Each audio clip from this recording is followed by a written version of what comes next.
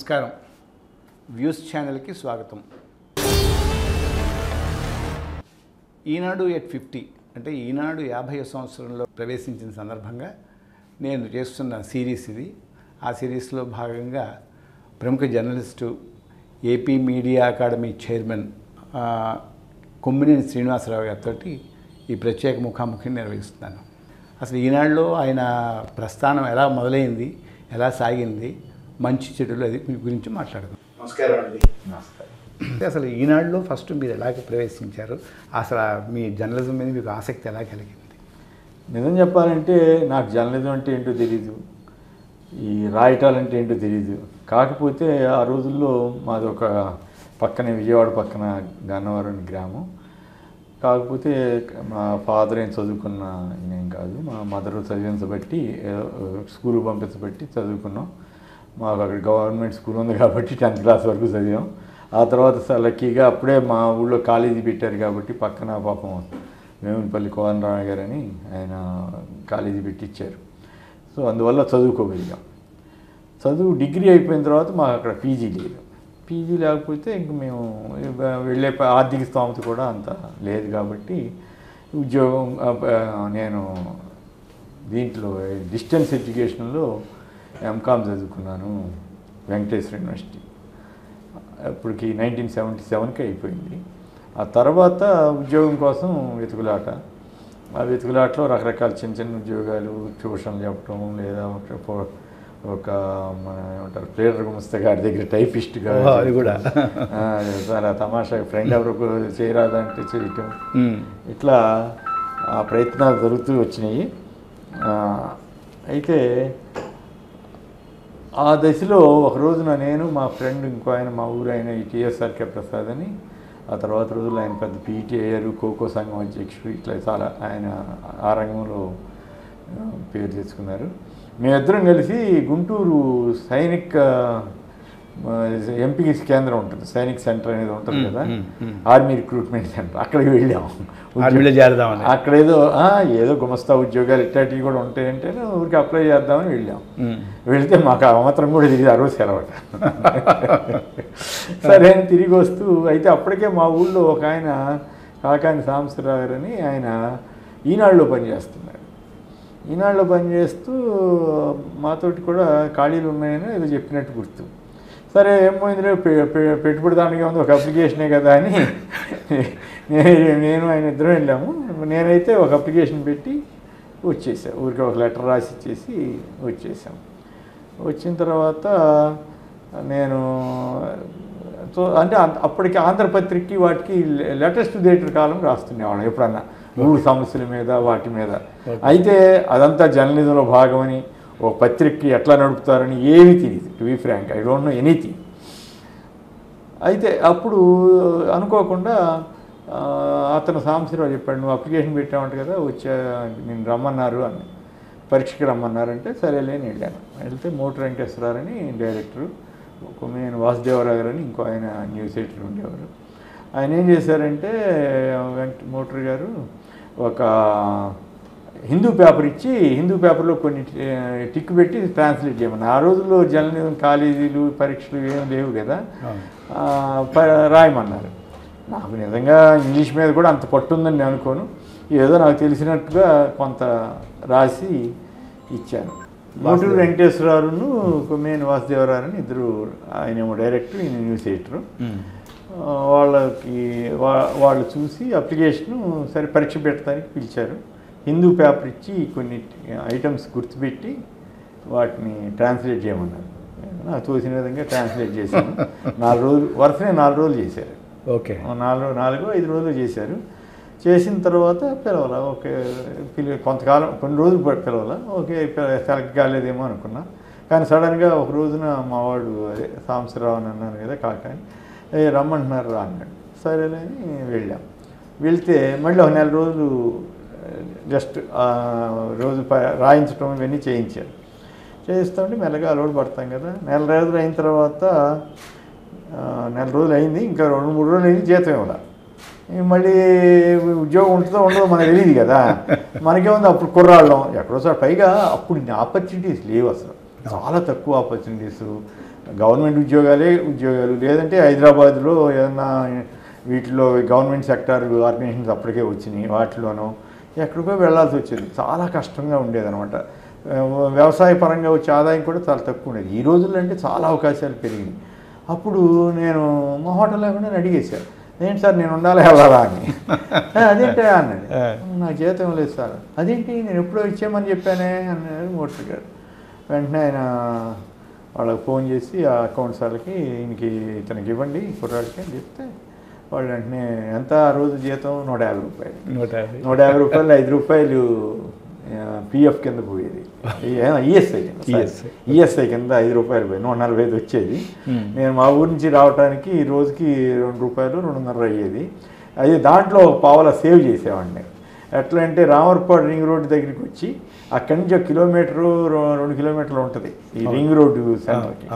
అక్కడ దాకా నడిస్తే 20 పైసలు పావులను తక్కువ ఉండేది రేటు. సో ఆ రకంగా ఆదా చేసి ₹5 బెన్ సెంటర్కి చేరి, బెన్ సెంటర్ పక్కనే కాబట్టి ఆఫీస్కి వెళ్ళేవాడిని. తర్వాత 6 నెలలకి జీతం పెంచారు, మళ్ళీ 350 రూపాయలు. ఆ తర్వాత ఇక రొటీన్గా మళ్ళీ నేను ఉద్యోగం కూడా ఆలోచించలేదు. నాకెందుకో దాని మీద ఆసక్తి కూడా పెరిగింది. అటువైపు దాని తోడు అప్పట్లోనే నేను పేపర్లు చదివేవాడిని. పేపర్ ఎక్కడ తయారవుద్దో నాకు తెలీదు, పేపర్లో ఎవరు రాస్తారో తెలీదు, ఏం జరుగుతుందో తెలీదు, కానీ అన్నీ చదువుతున్నామండి. కరెంటు, బ్లిడ్జి ఇటువంటి పేపర్లలో జయప్రకాష్ నారాయణ గారు రాసిన ఎవ్రీ మ్యాన్స్ వీక్లీ ఇట్లాంటివి వస్తుండేవి మా లైబ్రరీకి. లైబ్రరీలో రెగ్యులర్ కూర్చునేవాడిని. వాటితో పాటు మంచి మంచి నవళ్ళు, ద్వివేదుల విశాలాక్షి గారు, ఇంకా గొప్ప గొప్ప మాయామయ్య అని ఒక 10 పార్ట్స్ ఎంతో ఉంటుంది అది, అట్లాంటి జానపదాలు ఇవన్నీ చదువుతూ ఉండేవాడిని. లైబ్రరీని మీరు వెళ్ళండి సార్, నేను వెళ్తాను, నేను వెళ్ళబాబు నేను కూడా వెళ్ళాలని అన్నంత వరకు కూర్చునేవాడు. ఏది ఉద్యోగం రావడానికి ముందు, ఉద్యోగం వచ్చిన తర్వాత కొంచెం మారిపోద్ది కదా. సో అట్లా ఆసక్తి పేపర్లో మా ఇంటికి పేపర్ వచ్చేది కాదు, కానీ మా ఇంటి అవతల రైస్ మిల్కి పేపర్ వచ్చేది, అక్కడికి వెళ్ళి ఆంధ్రప్రభ వచ్చేది, అది చదివేవాళ్ళం. అది చదివితే అప్పుడంతా ఎమర్జెన్సీకి వ్యతిరేకంగా ఆర్టికల్స్ వస్తుంటే నిజానికి ఎమర్జెన్సీ ఏంటో కూడా తెలియదు ఆ రోజు నాకు. కాకపోతే ఈ వైట్గా ఉండేది, వైట్గా వదిలేసేవాళ్ళు. తర్వాత రోజులు అర్థమైంది, ఓహో ఇది నిరసనగా వదిలేశారన్న సంగతి నాకు ఈ ప్రొఫెషన్లోకి వచ్చిన తర్వాత, ఈ టెక్నాలజీ అప్పుడు ఉన్న పరిస్థితి వాటన్నింటిని అర్థం చేసుకున్న తర్వాత ఆ రకంగా తెలిసింది. ఆ తర్వాత ఇక నేను వెనక్కి తిరిగి చూడలేదు, ఇంకా వేరే ఆర్గనైజేషన్ కూడా ఆలోచన చేయలేదు. అదే పనిగా అదే వృత్తిగా అదే ఉద్యోగంగా తెల్లవారుదాము 3 వరకు మెల్లగా డెస్క్ ఇన్ఛార్జి కూడా అయ్యాము. ఒక షిఫ్ట్ ఇన్ఛార్జిగా ఉండేవాడిని. షిఫ్ట్ ఇన్ఛార్జిగా పనిచేసే రోజుల్లో తెల్లవారుదామును కూడా వెళ్ళాల్సి వచ్చేది. అప్పుడు 3 దాకా పనిచేయాల్సి వచ్చేది. ఆ రోజుల్లో ఆ పేజ్ మేకప్ అదంతా ఉంటుంది కదా, లడ్డుతో తయారు చేసిన మీరున్నప్పుడు కూడా మీరున్నప్పటికీ గ్యాలీలు ఉన్నాయా, కంప్యూటర్స్ గ్యాలీలు అవి కింద పడిపోతుండే. ఒకసారి 2 ఏదైనా వార్త వస్తే అప్పటికప్పుడు చిన్న ముక్క పెట్టి అడావుడి చేసేవాళ్ళం. ఇంత చాలా అది ఏమంటాము ఇండస్ట్రీ చాలా కాదు ఎంతూజియాస్టిక్గా ఉండేది నాకు. మా ఆసక్తి అంటే ఎప్పటికప్పుడు వార్తలు రాసేయాలి, సమస్యల మీద రాసేయాలి, లేదా ఏదన్నా సభ జరిగితే దాన్ని ఏమైనా సరే రాసేయాలి, ఇట్లాంటి ఆలోచన ఇది ఉండేది, ఆ జోష్ ఉండేది. అంటే నిజంగా చిత్తశుద్ధితో పనిచేస్తున్నాం అనే ఒక నమ్మకం ఉండేదన్నమాట. సో అట్లాగే అవకాశం ఇచ్చినప్పుడు రిపోర్టింగ్ కాటికి కూడా చేస్తుండేవాళ్ళం. తక్కువగా అయినా కూడా, బట్ ఎక్కువగా ఇదే. రాత్రిపూట 3ంటికి బస్సులే ఉంటాయి, లారీలు ఎక్కాల్సి వచ్చేది. బెన్ సెంటర్కి వచ్చి లారీ ఎక్కేవాడు. లారీ ఎక్కితే లారీ డ్రైవర్కి నిద్ర రాకుండా నేను పద్యాలు పాడేవాడిని. ఇట్లాంటి మురళి అని దావాజిగూడెం కుర్రాడు, అతను ఈ దీంట్లో ప్రాసెసింగ్ అంటామా, కంపోజింగ్లో ఉండేవాడు. అతను నేను కలిసి వెళ్తుండేవాడు అనమాట. సో ఇట్లా ఆ అనుభూతులు ఆ తరుణంలో ఈ కుర్రాడు నేను ఏదో కాస్త పనికి వస్తానని అనుకున్నారో ఏమో తెలియదు, కానీ మాట గడ్డుస్తున్నాను. సరదాగా ఓ పద్యం పాడతారా? పద్యం అంటే చెల్లియో చెల్లకు అని ఇట్లా అజాత శత్రువు మహితాత్ముడు ధర్మరాజే అలిగినన్ అని అనేవాళ్ళం కదా. అట్లాంటి రోజుల్లో మనకి పద్యాలు పాటలు ఉండేవి కదా, నాటకాలు అవన్నీ వినేవాళ్ళం కదా. నాకు ఇప్పటికి కూడా ఆసక్తి ఆ పద్యాలు, దానవీర సూరకర్ణలోని ఆ పద్యాలు అవన్నీ వింటుంటాము. ఆ విని నాకున్న ఇదేంటంటే ఇబ్బంది ఏంటంటే గుర్తు తక్కువ. పద్యాలు చదివి I can enjoy but I cannot అంత స్థాయిలో చెప్పలేను. నాకు పొలిటికల్గా అలవాటైంది. పొలిటికల్గా మీరు సపోజ్ నాదెళ్ల భాస్కర్రావు ఇక్కడ ఎప్పుడు పోటీ చేశాడు అంటే 1978 అని చెప్పలేదు. ఆయన ఎక్కడెక్కడ పోటీ చేశాడంటే ఇక్కడ వేమూరు ఎన్టీ రామారావు ఎక్కడెక్కడ పోటీ చేశాడు గుడివాడ మొదటి గుడివాడ రెండోసారి, గుడివాడ హిందూపూర్ నల్గొండ రెండోసారి, అట్లాగే గుడివాడ హిందూపూర్ కలకుర్తి ఇంకోసారి, అట్లాగే టెక్కలిను హిందూపూర్ ఇంకోసారి, ఇట్లా ఇవన్నీ చెప్పగలుగుతారు. కానీ వేరే ఇవి ఈ మన సాహిత్యానికి సంబంధించి ఐ విల్ ఎంజాయ్ ఇట్. ఇప్పుడు ఉదాహరణకి విజయబాబు గారు వాళ్ళు చాలా బ్రహ్మాండంగా ధాటిగా చెప్తారు పద్యాలు కానీ ఆయన శ్లోక అవన్నీ I can enjoy it. But నువ్వు చెప్పంటే నేను చెప్పలేను. అది తెలకపల్లి రవి గారు మంచి సాహితీవేత్త, దాంట్లో ఏం సందేహం లేదు. అలాంటి ఆయనతో అయితే మళ్ళీసారి చెప్పండి అని నేను టీవీలో కూడా చెప్పించేవాడిని. అదొక నాకు ఆనందం అనమాట. సో దట్ లక్ష్మీభారతి గారు వచ్చినా కూడా ఆవిడ లెక్కలు ఎక్కలొద్దు, మీరు సంస్కృత శ్లోకాలు చెప్పండి బాగుంటుంది, దాని అర్థం చెప్పండి అని చెబుతాడు. సో ఇట్లా ఆ సాహిత్యం మీద శ్రీశ్రీ గారి పుస్తకం 2-3 సార్లు కొన్నాను, మహాప్రస్థానం. ఇప్పటికీ నా పుస్తకం దాంట్లో ఉండదు. అన్నీ చదవమంటే మళ్ళీ మీరు నాకు పరిచి పెట్టద్దు. కొన్ని గుర్తుంటే కొన్ని గుర్తుండవు. దేశ చరిత్ర చూసినా ఏమున్నది గర్వ కారణం, నరజాతి చరిత్ర సమస్తం పరపీడన పరాయణత్వం పరస్పర హరణోద్యోగం, ఇట్లాంటివి కొన్ని గుర్తుంటాయి కానీ అన్నీ గుర్తుండవు. సో అదంతా ఒక ఇది. సరే, తర్వాత తిరుపతిలో యూనిట్ పెట్టారు 1982లో. దాని ఏర్పాట్ల కోసం వల్లీశ్వరి గారు కూడా ఉన్నట్టు. వల్లీశ్వరి గారు అప్పటికే రిపోర్టర్ అక్కడ. నన్ను అక్కడ ఈ 4 జిల్లాల రిపోర్టింగ్ నెట్వర్క్ ఇన్ఛార్జిగా ఉండేవాడిని అనమాట. సో అట్లా తిరుపతికి వెళ్ళాను. తిరుపతి నుంచి మళ్ళీ విజయవాడ వచ్చేసాను. అప్పటికి పెళ్ళి అవటంతో మా ఆవిడ ఇక్కడ ఉద్యోగం అయితే సరే అని మళ్ళీ ఇక్కడ విజయవాడ అడిగితే ఇచ్చేసారు. ఏ ఏడాది వచ్చారు ఇక్కడికి? నేను మళ్ళీ 83 కల్లా వచ్చాను. 1 year అక్కడ ఉన్నాను.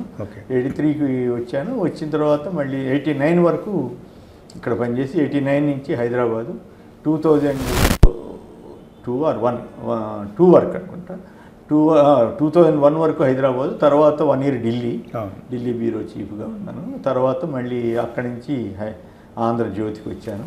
ఆంధ్రజ్యోతి నుంచి ఎన్టీవీ చౌదరి గారు ఒక ట్విస్ట్ అనుకుంటారా, షిఫ్ట్ అనుకోండి ఏదైనా కానీ, ఆయన 1-2 సార్లు అడిగితే ఎన్టీవీలోకి రావటం, ఆ తర్వాత అక్కడి నుంచి TV5కి వెళ్ళటం, మళ్ళీ ఎన్టీవీకి రావటం, అక్కడి నుంచి మళ్ళీ సాక్షికి రావటం. సో సాక్షిలో 7 ఏళ్ళు గడిచిన తర్వాత ఇక్కడ క్యాబినెట్ ర్యాంక్ తోటి ఈ పదవిలో ఉంటాం. ఇవేవి నేను ఊహించినవి కాదు. టు బి ఫ్రాంక్, నేను టీవీలోకి వస్తానని నేను అనుకోలేదు, నేను ఈ పదవికి వస్తుందని నేను అనుకోలేదు. ఏదో మన ఉద్యోగం జర్నలిస్ట్ అనే ఒక భావంతో పనిచేసుకుంటూ వెళ్ళటం జరిగింది. అయితే అనుకోకుండా 95లో ఈ టీవీ పెట్టిన కొత్తల్లో మాగొట్టి వాళ్ళని కూడా మాట్లాడేమని. అప్పుడు మాకు మేకప్ ఉండేది కాదు, ఏమి కాదు. 99లో రామానందం గారు చూస్తుండేవారు టీవీ కూడా. 99 ఎలక్షన్స్ వచ్చినప్పుడు నన్ను కూడా అనలిస్ట్గాను పిలిచారు. తర్వాత నువ్వే నడిపోయా, నీకే బాగా తెలుసు కదా. అప్పుడు మేకప్ లేదు, ఏం లేదు. అప్పుడు నేను అన్నది ఏంటంటే, ఒక ఆయన ఎందుకు అలా ఆయన కూడా పెట్టారు అన్నారని విన్నాను. తర్వాత చెప్పారు నాకు. నిజంగా నలిపే, నేనేం కాదని అంటలేదు. కానీ నాకు తెలియదు కదా మేకప్ వేసుకోవాలని, వాళ్ళు కదా వేయాల్సింది. వర్ణం కాదు కదా కావాల్సిన సబ్జెక్ట్. అంటే అట్లా కాదు, టీవీలో ఖచ్చితంగా చూసే వాళ్ళకి బాగుండాలి. నాట్ ఓన్లీ సబ్జెక్ట్, దాంట్లో నేనేమి తప్పుపడట్లా. కానీ నాకు మేకప్ వేసుకోవాలని నాకు తెలియదు కదా, వాళ్ళు కదా చేయాల్సింది. అయినప్పటికీ కూడా ఇక్కడ పాయింట్ ఏంటంటే, మనం ఎదిగే క్రమంలో అనేక హర్డిల్స్ ఉంటాయి. మనం బాగా ఇష్టపడే వాళ్ళు కూడా ఒక్కోసారి నెగిటివ్ కామెంట్ చేయొచ్చు. మనం వీడు పనికి వస్తాడని తెలిసినా కూడా, వాడుకోవాలన్నా కూడా మళ్ళీ వీడికి ఎక్కువ గుర్తింపు వస్తుందనే ఫీలింగ్ అయ్యేవాళ్ళు కూడా ఉంటారు. వీటన్నిటినీ తట్టుకుని నిలబడగలిగితేనే జీవితంలో ఎంతో కొంత గుర్తింపు వస్తుంది. ఆ విషయంలో నేను నాది సాటిస్ఫైడ్, సంతృప్తికరమైన జీవితం, అలాగే ఉద్యోగ జీవితం కూడా సంతృప్తిగానే సాగిందని చెప్పాలి.